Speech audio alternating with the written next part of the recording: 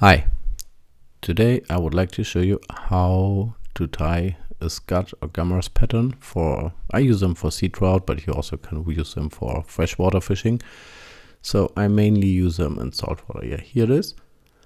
And yeah, I will guide you through how I did that. And the video is available in English as well if you click the info pattern here in the video.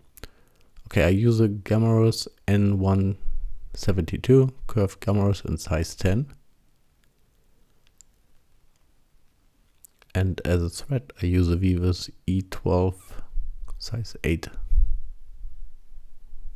in color 10. So, okay, make your ground winding and make sure that you wind it over more or less the full hook shank.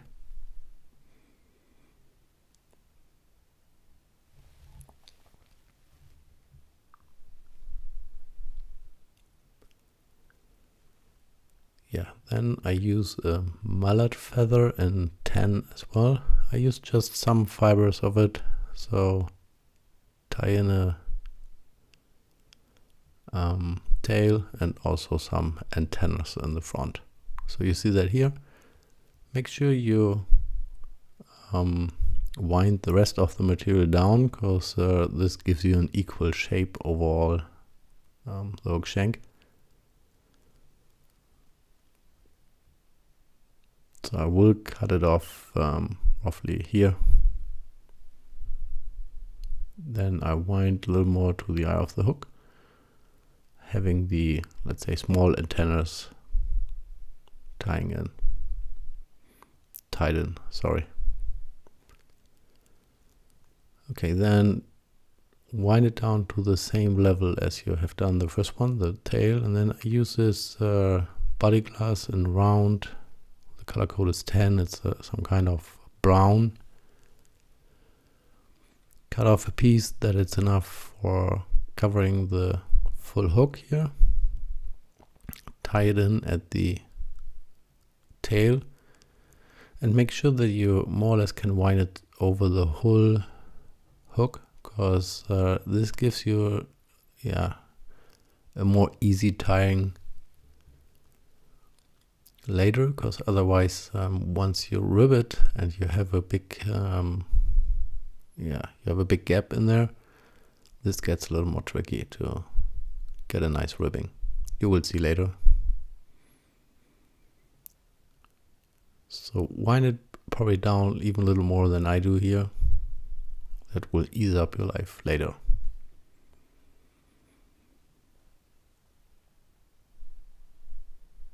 Okay, once you have that done, I go back a little bit to make sure the body glass is covered.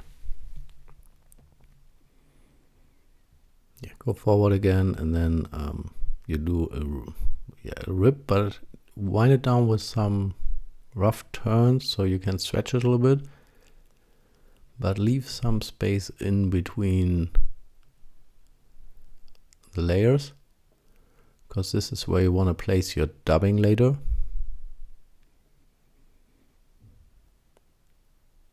Yeah, that looks fine.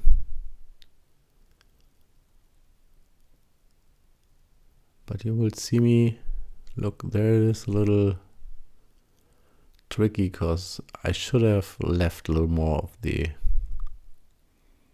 tied material. So you see me winding it down and then it scratch back. So look, the gap there is too big in my eyes, so that's why I go back and open the winding here and then do it again. It's better if you do it too close to each other than the gap is too big in my eyes. Anyway, for the end result, that does not make any big difference, but for sure there is a little difference. So yeah, then make sure you secure your winding with your thread. Cut off the rest of the body glass, and then you're more or less done with the tying part. So just secure it and whip finish the fly.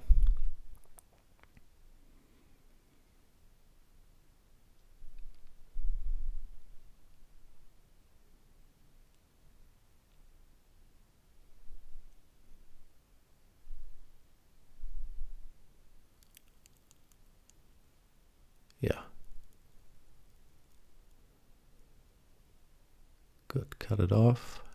And now you start gluing the rest of the fly. So I use the Amber UV resin from Gulf here and send your laser dab in 10. So take small portions of the dubbing, which in this case has very long fibers, and then as you see, pull it down here.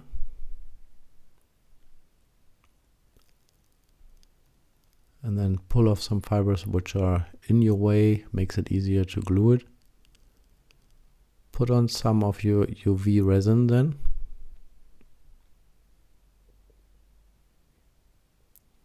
Yeah, and once this is done, you can cure the resin with some UV. Make sure you do not cover the other segments with your glue yet,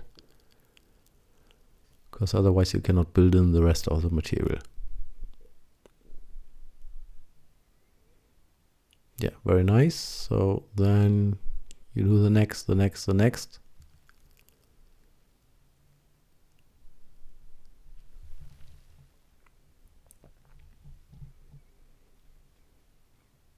Yeah, pull it down tight and then fix it, or yeah, fix it with the resin. Cure it with your UV light.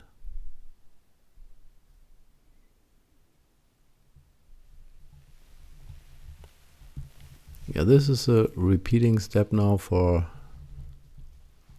the rest of the fly until you have covered every open segment here.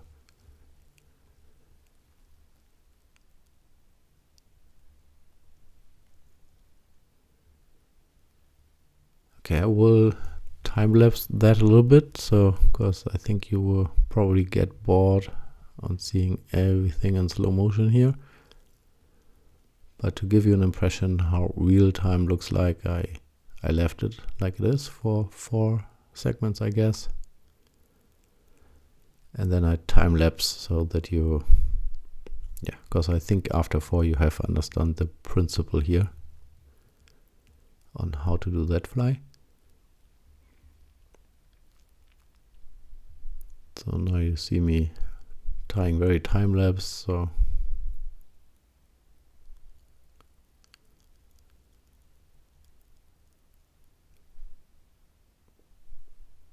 yeah, by the way, you can do it with shorter dubbing as well, which looks nice, so you can vary the colors. But I really like those colors here.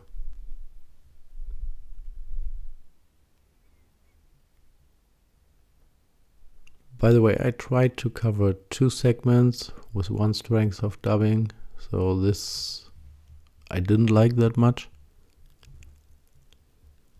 But I think there's more efficient ways to tie a fly like that as well.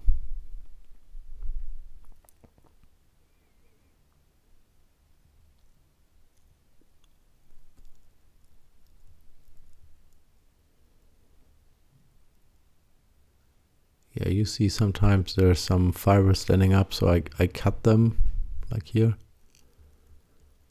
Better is you pull them off before you glue it.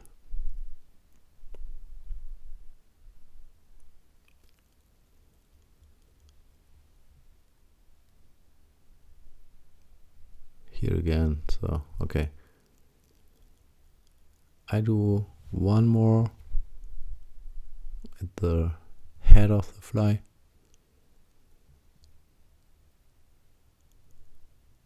Okay, once you have done that, you can take some colored resin. So in this case, I take orange, but there's also nice pink or chartreuse. So that more gives some kind of a, yeah, bait spot or whatever. I take the orange one here and create a little dot on the back of the Gammarus fly here.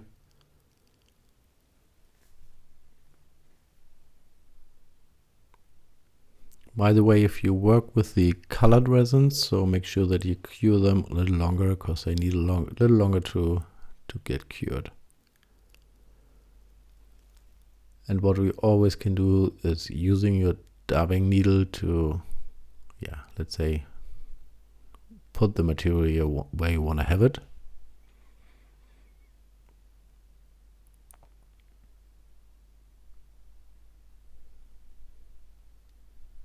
Like you see me doing here now.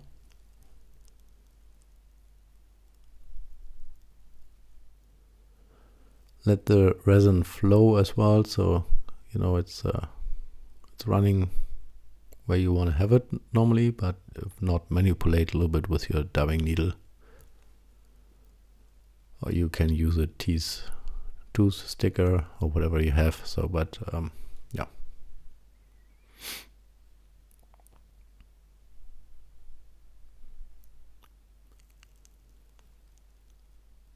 Once that is done, you cure. And then you can use your clear resin, or in this case the amber colored resin, and build your, let's say, body of the fly. So give it some time to go where you want to have it, and rotate the fly a little bit in your vise. So you see me rotating here a little bit. Yeah, and even here you can adjust your resin where you want to have it with your diving needle. So look from the angles if it is shaped as you want to have it. Look, I think there's missing a little bit, so I put some more, and then also give it some time to flow around the hook shank, your material. So as I do here, once you think it's finished, so just make sure that you cure it accurately. Yeah, and then you can wipe off the fly with some alcohol pads and put some clear varnish on it if you like. I don't show it here, so now I cut off the legs of the fly. And by the way, so you can do that with much less material. Looks great too, so I decided to do it with a little more to give that more volume. But if you want to have less volume, just do less material from the dubbing and then shape it down with the scissors as you want to have it. You see me adjusting here a little bit. Yeah, make sure that your dubbing is not too tight, too hard, so because this could prevent the hooking of the fish, honestly, in my eyes. So I don't know if that's bullshit or not, but in my eyes it could. Okay, your fly is done, and thanks for all subscriptions, and if you liked that video, give me a like. Thanks, have a great day, see you next time on Fly Fish Fly Tying. Bye bye.